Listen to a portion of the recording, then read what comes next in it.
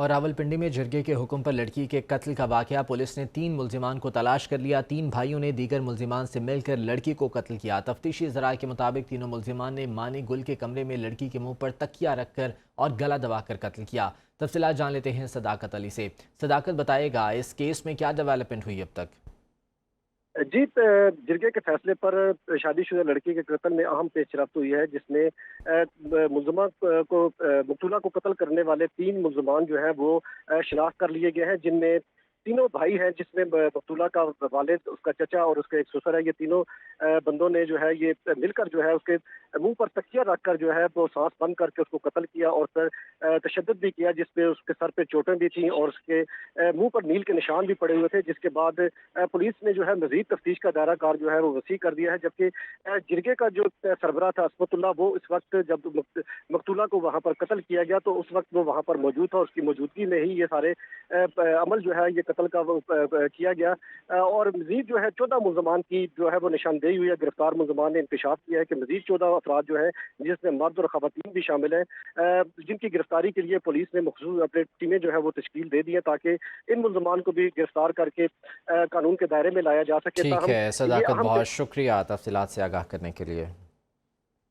خبر ہے کہ وزیراعظم شہباز شریف گلگت پہنچ گئے ہیں۔ ترجمان گلگت بلتستان حکومت فیض اللہ فراق کے مطابق وزیر اعلیٰ حاجی Gulbar Khan, governor Syed Mehdi Shah, chief secretary I G police اور فورس کمانڈر نے ایئرپورٹ پر وزیراعظم کا استقبال کیا۔ ترجمان گلگت بلتستان حکومت کا کہنا ہے کہ سیلاب کی بدترین تباہی سے گلگت بلتستان کا 20 ارب سے زائد کا نقصان ہوا ہے۔ وزیر اعظم سیلاب سے جاں بحق افراد کے لواحقین میں امدادی رقوم تقسیم کریں گے۔ وزیر اعظم گورنر جی بی اور وزیر اعلیٰ جی بی سے الگ الگ ملاقاتیں بھی کریں گے۔ اس کے علاوہ سیلاب سے تباہ ہونے والے اضلاع کا دورہ بھی کریں گے، جہاں پر نقصانات کے حوالے سے انہیں بریفنگ بھی دی جائے گی۔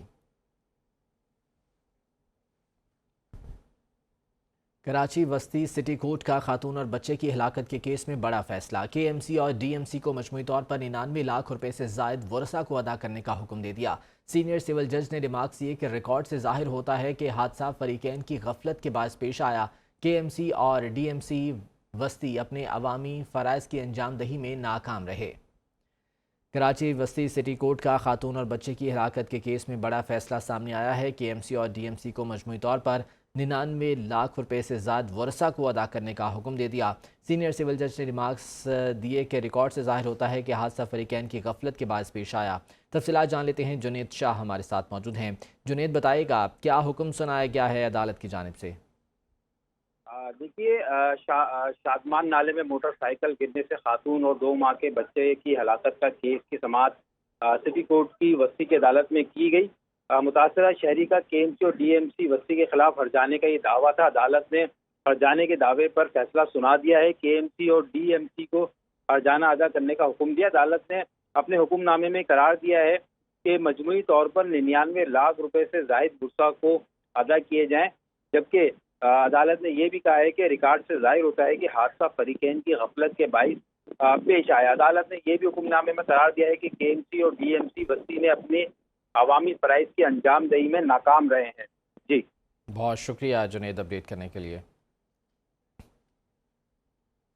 اور کراچی میں 3 روز قبل جاں بحق ہونے والے معروف وکیل خواجہ شمس الاسلام ایڈوکیٹ کے قاتل کی عدم گرفتاری پر وکلاء برادری سراپا احتجاج ہے۔ سندھ ہائی کورٹ اور ماتحت عدالتوں میں مقدمات کی سماعت ملتوی کر دی گئی۔ سماعت کے لیے آنے والے وکلاء نے احتجاجی وکلاء کی درخواست پر کمرہ عدالت چھوڑ دیا۔